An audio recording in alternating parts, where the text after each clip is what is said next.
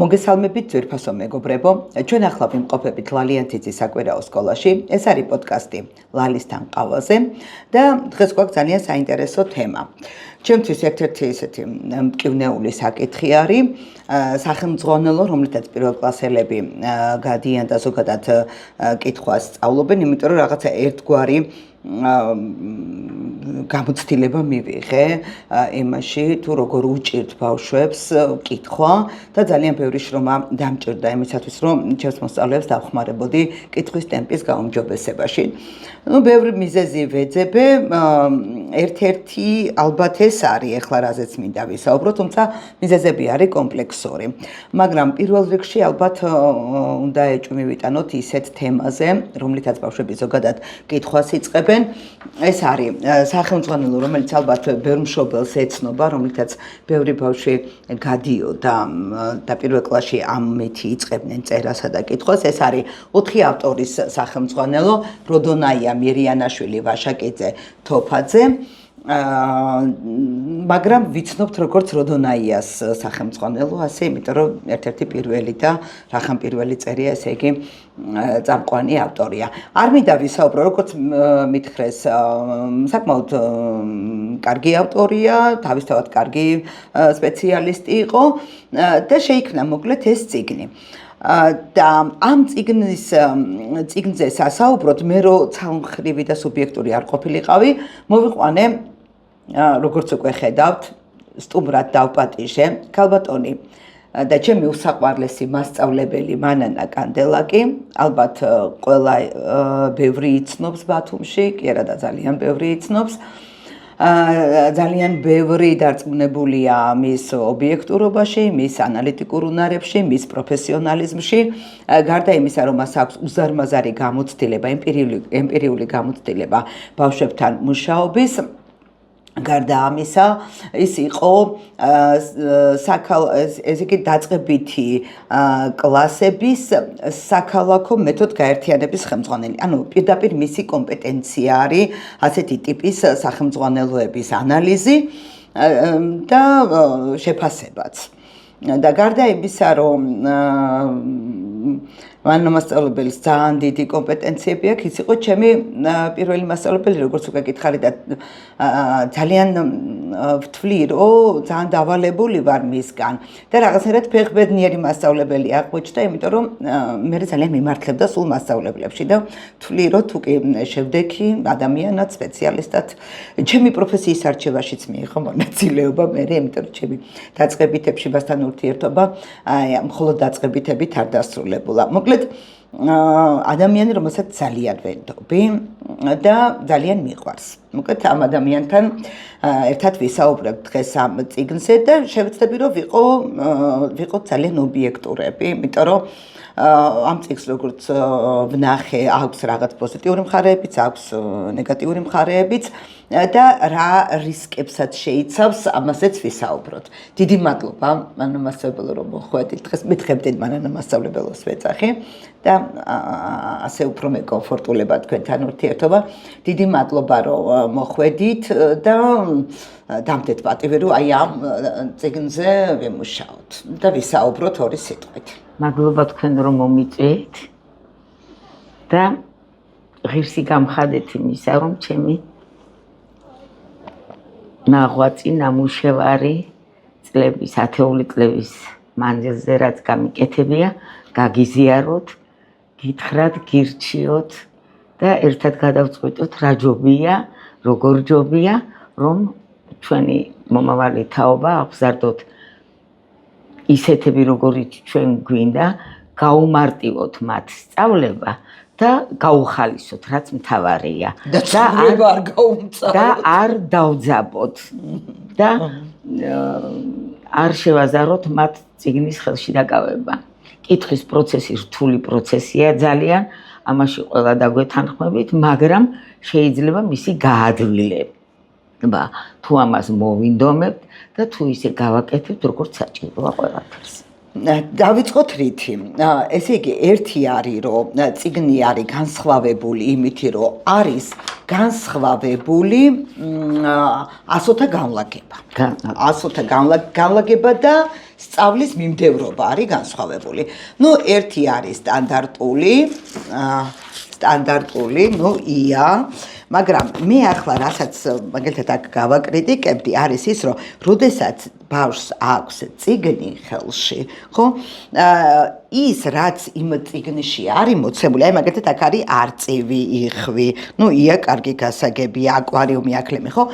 ანუ ბავშვმა ჯერ 200 ისწავლა და კი მესმის, რომ ამასოებზე დაწყებული სიტყვებია, მაგრამ ეს უფრო მეტად არის მასწავლებლის წიგნი და არა ბავშვის, იმიტომ რომ ბავშვს რაც უდევს ჩანთაში, მგონია, რომ ეს მიდგომა ალბათ სწორი იქნება. ის რაც ჩანთაში უდევს, უნდა იმისი კითხვა შეეძლოს, ხო? მასაც. არა? აი ეს რაღაცნაირად არ მომწონს. რა სიტყოდით ამაზე? მე მაგალითად ვიდრე გადავშლიდით ამ წიგნს და წიგნში ნახავდა ამ ნახატებს. ანუ თქვენ ამ წიგნით გიმუშავიათ, ხო? კი, მე მიმუშავია ამ წიგნით. ამ წიგნის გარკვეულ ნაწილში მე ნაწილს ვეთანხმები და მომწონს და რაც მომწონს იმასაც ვიტყვი, რა თქმა უნდა. და რაც ცოტა ზედმეტია და ბავშვს არ აძლევს ფიქრის საშუალებას. იქ რომ იმან არწივი დაინახა, ხო? იცის ის არწივი და დაასახელა იმასოზე ეს სიტყვა. და მერე უკვე ეძებს სხვა სიტყვებს, რომ სხვა სიტყვები მოიფიქროს ამასო ბგერაზე დაწყებული. და ამიტომ მე ვისურვებდი, რომ აი ეს ნახატები არ ყოფილიყო. ამასოებზე დაწყებული ნახატები არ ყოფილიყო და თვითონ ბავშვმა იფიქროს. და აბსტრაგირება ხდება აზროვნებაში უფრო კარგად. და რაც უფრო დიდხანს იფიქრებს, ეს არ ნიშნავს იმას, რომ ინგრევა ქვეყანა და რაღაცა ცუცს ვაკეთებთ ჩვენ. მივცეთ ბავშვს ფიქრის საშუალება და რაც მეტხანს იფიქრებს და მიეჩვევა ფიქრს, მერე შედეგზე უფრო კარგად გავა. კარგი, მოდი ახლა ნახოთ რა. დაკვირვება არის ყველაზე მთავარი ამ აი წინა საანბანო პერიოდში. ეგ არის წინა საანბანო პერიოდის ეს ყველაფერი. ხო, მაგრამ აქ უკვე ბავშვი გადადის კითხვაზე, კი, გადადის კითხვაზე. აი აქ არის დ და ე. აი ეს ძალიან მაწუხებს. რ და ჩ ერთად, ვ და ნ. 200-ა, ყველგან 200-ა. ერთად, თან 200-ა და თან ასოთა შორის რაღაცა ლოგიკურ კავშირებსაც ვერც გრაფიკულ გამოსახულებაში ვხედავ კავშირებს და ვერც ავტორი გვეუბნება. ავტორი გვეუბნება, რომ ეს ასოები დაალაგებულიაო. წერის დროს ერთნაირი და მსგავსი მოხაზულობის ასოებიო და კითხვის დროს ერთნაირი ჟღერადობის ბგერები. და ნუ ახლა გრაფიკულად არ გავს, მაგრამ ალბათ ჟღერადობა, ხო? ვონო. ხო, კი ბატონო. ანუ ამ ეს კოლო აქ რა კავშირია? არანაირი. აქ არ არის კავშირი. სადალოშორეს. ხო. ხო, ზოგან შეიძლება და შეიძლება რომ არ შევედაოთ უბრალოდ. აი არა, მე არც ვედავები, უბრალოდ მინდა რომ პოზიტიური ნეგატიური მხარეები აბწონდავ. ხო, მაგრამ რა თქმა უნდა, გოგებაშვილისეული დაალაგება ასობგერების სწავლების არის შეუცვლელი. ეგ მინდოდა რომ ეთქვა. აი ეს არის შეუცვლელი. მე ვფიქრობ, რომ ძალიან ბევრი ავტორის პირველი კლასის სახელმძღვანელოები გამოვიდა საერთოდ, მაგრამ ეს იმდენად გრიფირებულია და იმდენმა აიტაცა ხელში და რამ განაპირობა ეს ყველაფერი ამის თქმა მე არ შემიძლია, მაგრამ არის წიგნები, რომელიც გოგებაშვილისეული თანამიმდევრობით არის დაალაგებული და არანაკლებია ამ წიგნებზე. თუნდაც მასში მოცემული ტექსტების განლაგებით. სიტყვებიც ძალიან ისეთია. აქ შეუსაბამო სიტყვებიც არის, ჩვენი ქართულისთვის შეუსაბამო სიტყვებიც, ჩვენი ცხოვრებისათვის შეუსაბამო სიტყვებიც არის და წინადადებებიც. რომელ სიტყვაზე ლაპარაკობ? კი, შემხედრია ეგეთი რაღაცები და ცუდი ვქენი რომ არ მოვინიშნე. ხო, აგერ აი მაგალითად მაიმუნი კაი ბატონო გასაგებია, კინოში წასვლის თემა გასაგებია. არის გზადაგზა მასწავლებლებიც მიხვდებიან ამას, რომ სწავლების პროცესში შევლენა კარგად დაუკვირდებიან, რა თქმა უნდა, მიაგნებენ ამ. ხო. კარგი. ეხლა ნახე, მე პირადად ვთვლი, რომ ცვლილებები ცუდი არ არის. კერა და ცხოვრება ისე იცვლება გარემო ბავშვების, რომ აუცილებელიც არის. იაკობ გოგებაშვილსაც კი მის სიცოცხლეში 20 გამოცემა ჰქონდა დედაენის. 20-ვე გამოცემაში ცვლილებები აქვს შეტანილი.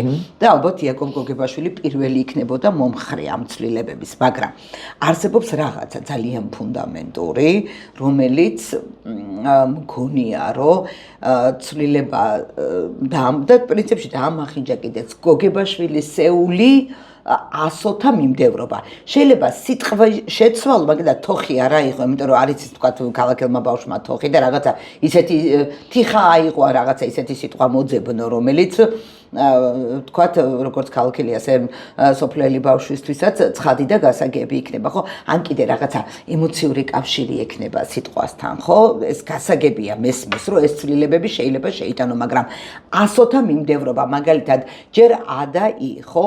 მერე მოდის ხო, ხო?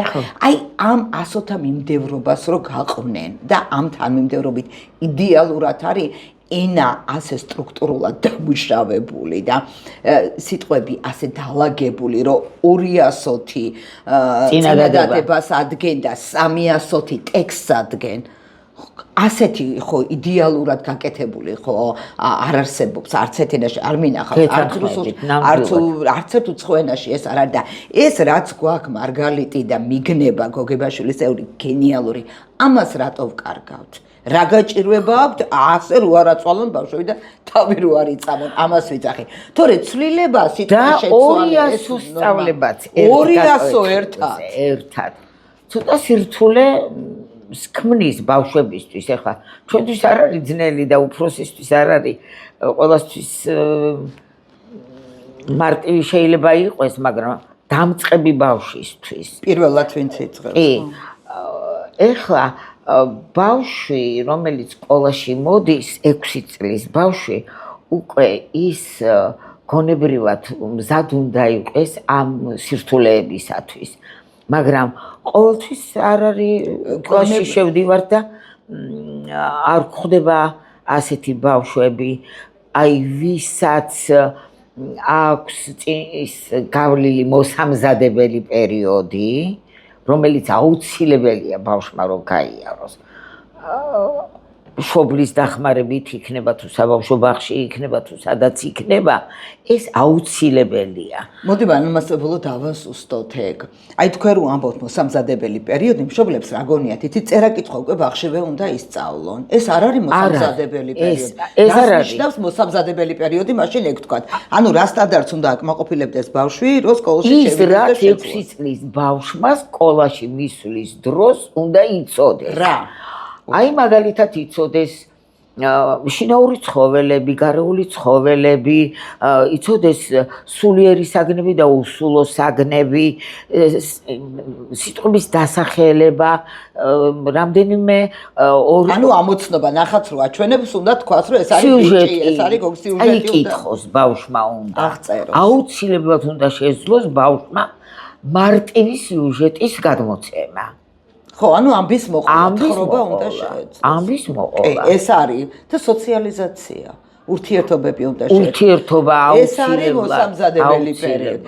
მოდი ვთქვათ, მე პირადად მაგ მოსამზადებელ პერიოდს დავიყვანდი სოციალიზაციას. იმიტომ რომ სოციალიზაცია თხრობასაც გულისხმობს, კომუნიკაციასაც გულისხმობს, რაღაცა ნიშნების და სიმბოლოების, ვერბალური ნიშნები თუ არავერბალური ნიშნების ინტუიციურ აღქმასაც გულისხმობს. ალბათ უფრო სოციალიზაცია უნდა უსწრებდეს წინ სასკოლო მზაობას, ხო? ესაა მთავარი. კი, აუცილებლად უნდა იყოს ბავშვი სკოლისათვის მომზადებული.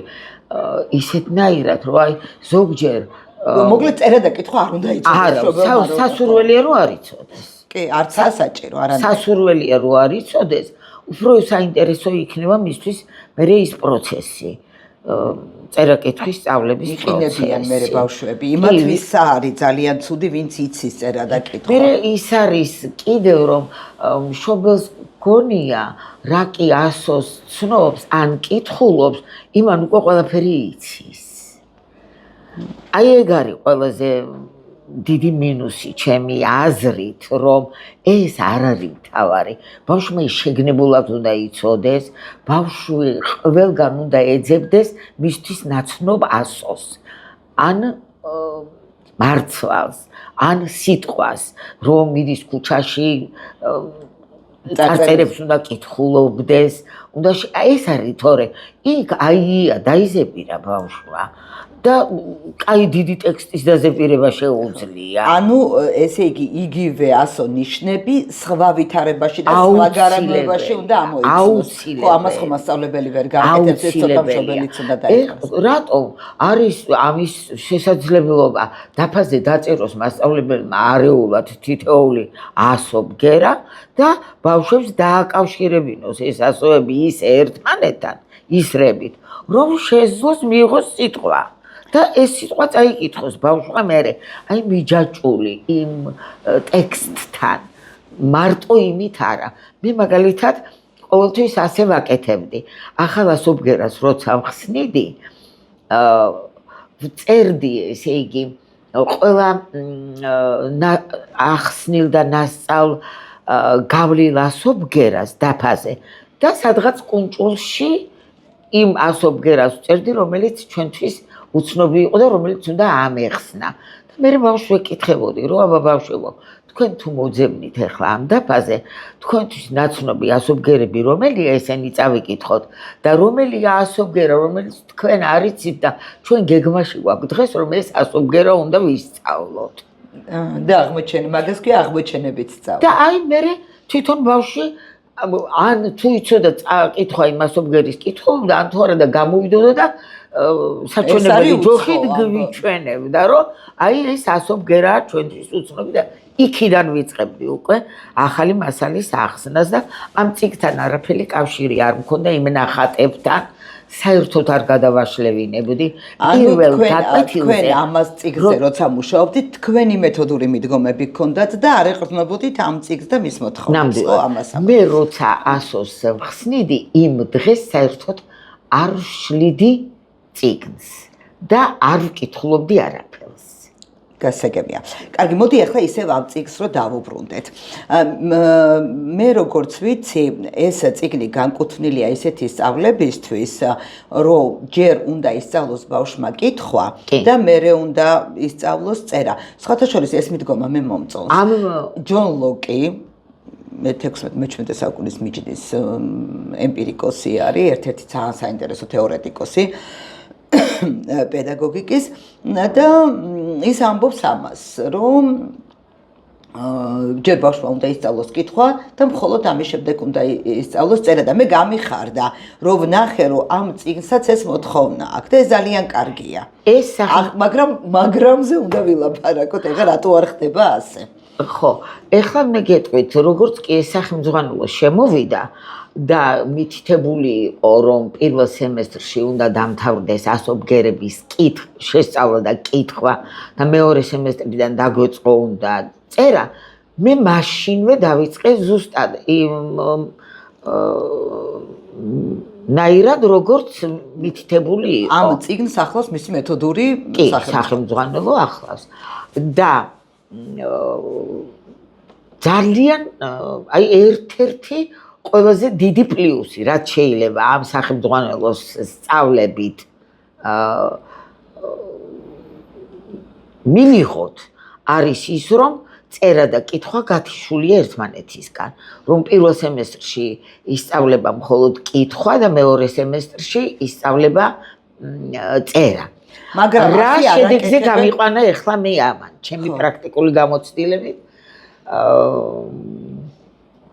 მე არ მოვახევ ჩემს აზრს არავის თავზე, რა თქმა უნდა, მაგრამ მე გამიყვანა ამან ძალიან კარგ შედეგზე და დავასაბუთებ ახლავე რა შედეგიც მქონდა შემდეგ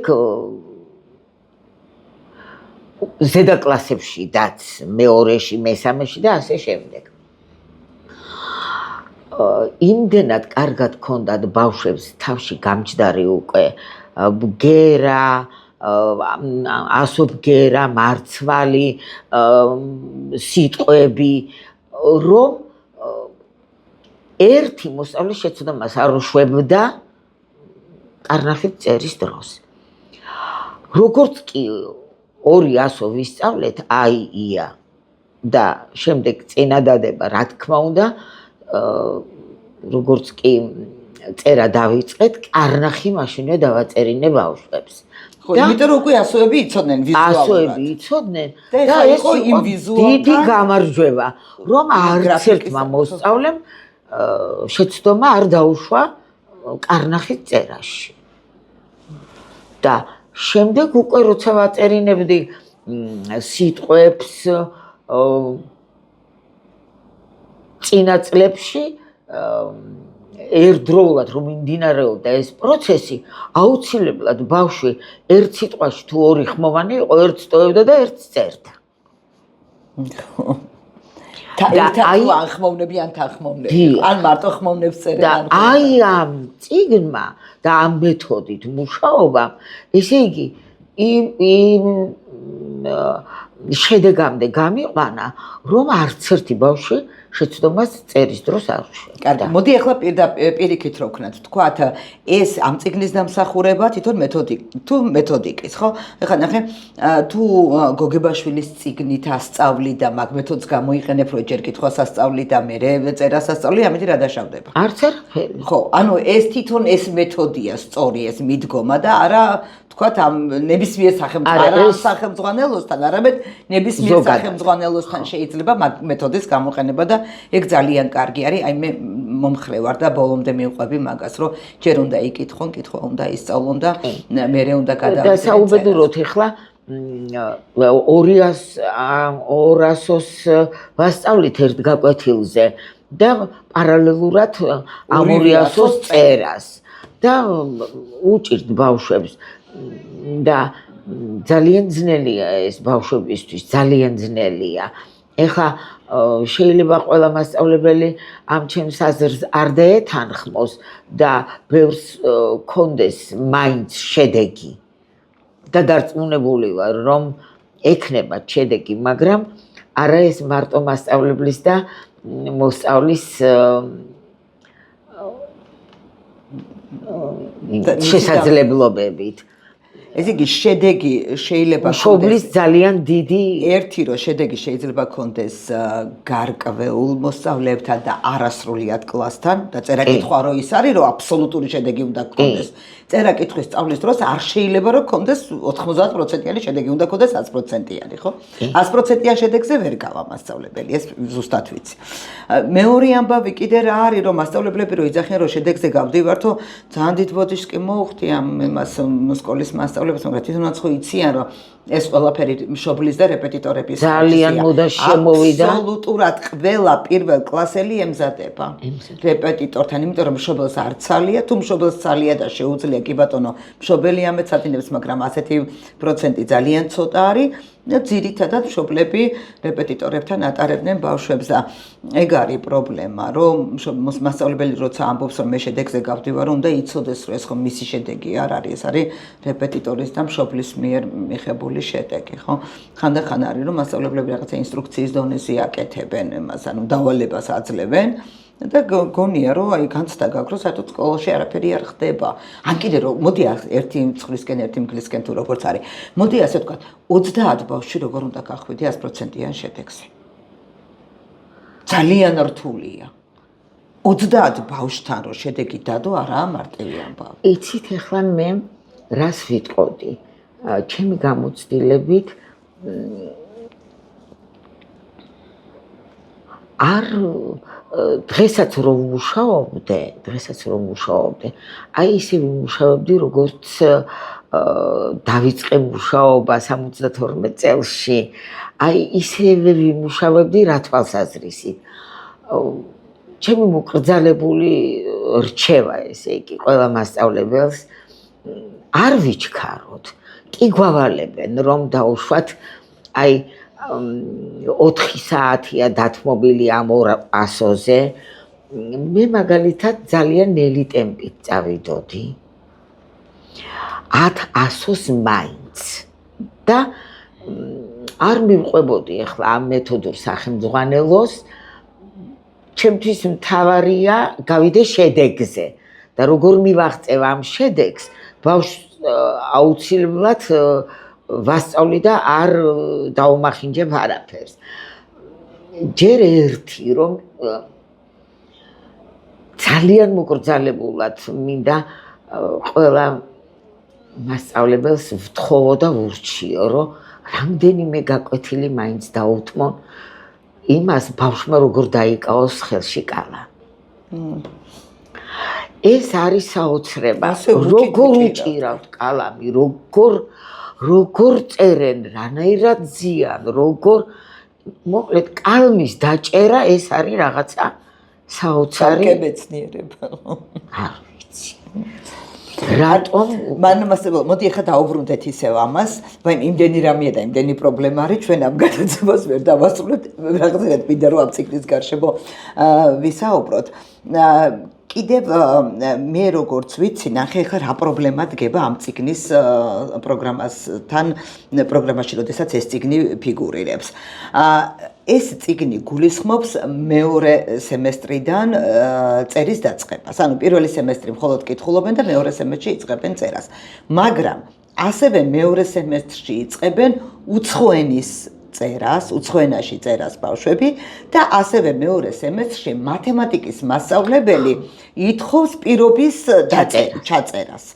და ნახე ახლა როგორ რაღაც არის, ვერ მოხდა ინტეგრაცია, ხო ამ მეთოდის. აი, რა მოხდებოდა, ვთქვათ, თუ ეს ციგნი შეგაქვს და თუ კი მასწავლებელს, ახლა ჩვენ ხო ვიცით, რომ კი იძახიან ვირჩევთ, მაგრამ არავინ არ ირჩევს ამ ციგნს, ყველას ავალდებულებენ და აძალებენ, რომ ეს ციგნი უნდა ირჩევს. ასე იყო იმ ყოველთვის ასე არის, ეუბნებიან, რომ ვითუ აირჩიეს, ინამდვილეში არავინ არ ირჩევს, ეუბნებიან, რომ აირჩია ეს ციგნი. კაი, დავუშვათ უთხრეს და აირჩია ეს ციგნი მასწავლებელმა, ხო?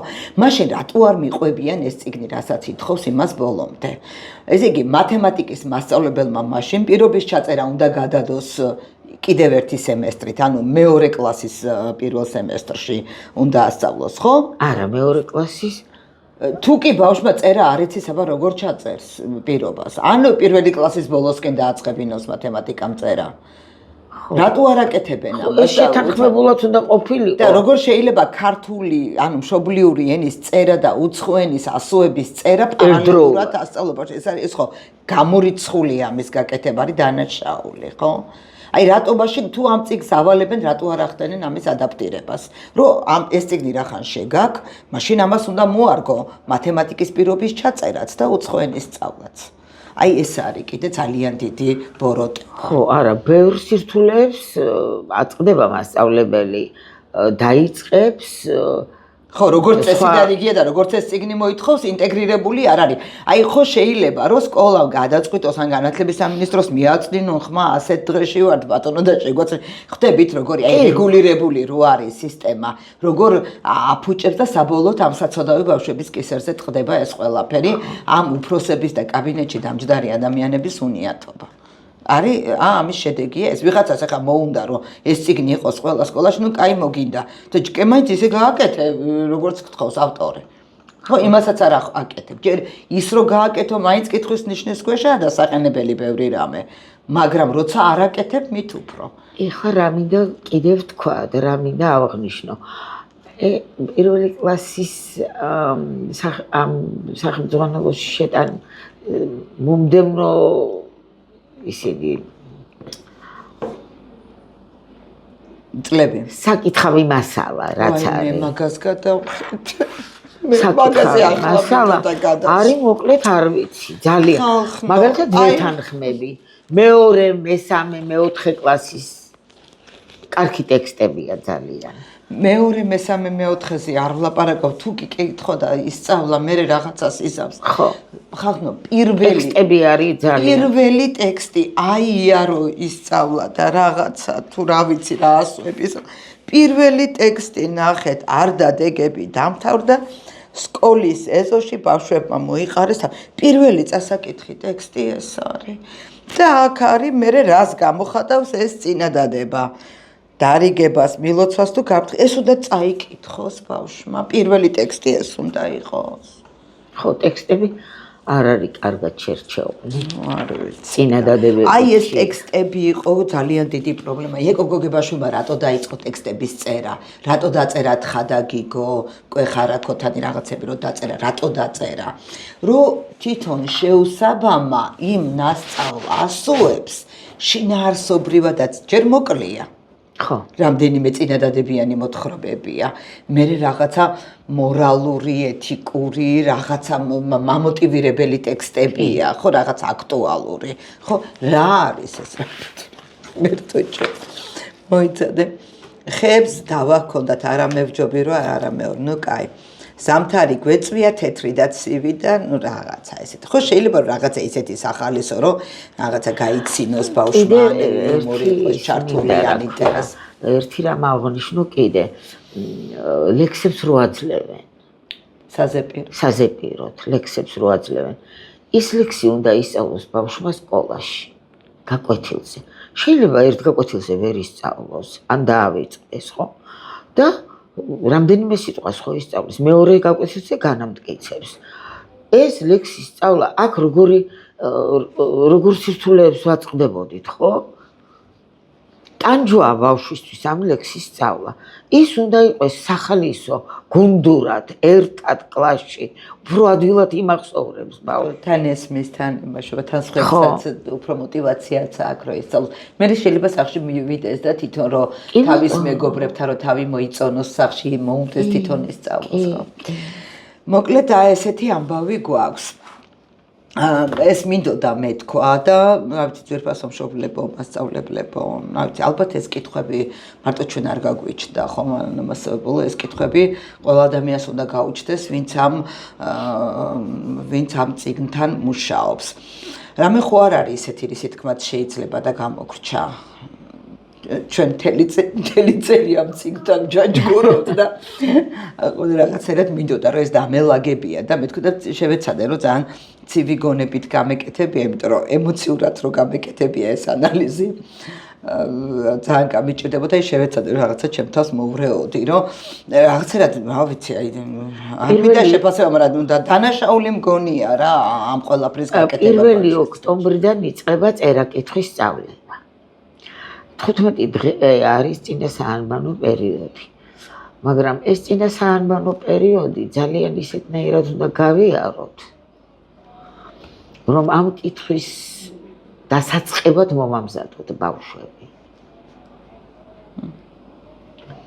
და როგორ ითრგუნებიან, როგორ უჭერთ მე ეს და ეკარგებათ ხალისი სწავლის და მე აქ აღარ არის უკვე ლაპარაკი იმაზე, რომ წერა და კითხვა ისწავლოს, ბავშვები იმტვრევიან საკუთარი თავის შესაძლებლობები თვითშეფასება უკვე იცდება. ანუ შესაძლებლობებს ვეღარ ხედავენ საკუთარ თავში და ამას უკეთებთ პირველ კლასში შესულ ბავშვს. მოკლედ, რა ვიცი, დავამთავროთ ხო ამ თემაზე და ფინალურ ფაზაზე გადავთ თუ დაგჭათ რამე. რაღაცას თქვა. ვუსურვოთ ჩვენს მასწავლებლებს ბედნიერი ახალი სასწავლო წელი, მშვიდობიანად დაეწყოთ. და ეს კითხვები ახლა ენერგია, მასწავლებლებს რო გამძლეობა. ზუსტად ვიცით რომ თქვენს გექნებათ ეს კითხვები და უნდა გეყოთ ვაშკაცობა რომ უნდა თქვათ რომ რაც მიგაჩნიათ სწორად ეს გააკეთოთ, იმიტომ რომ ეს იმხელა საქმეა და ისეთი ამბავია, რომ შეიძლება დირექტორმა საყვედური გითხრათ, მაგრამ სამაგეროთ მოსწავლე გეყოლებათ კმაყოფილი და ალბათ უფრო მნიშვნელოვანი ეს არის. მანამასწავლებლო გადავიდეთ მაშინ ფინალურ ფაზაზე. ეს ხო ლალისთან ყავაზია ჩვენი გადაცემა და ბოლოს ყოველთვის რაღაცას ვლაპარაკობთ ყავაზე. ახლა რა არის თქვენთვის ყავა? მე ვიცი რომ თქვენ შემსავით გიყვართ ყავა.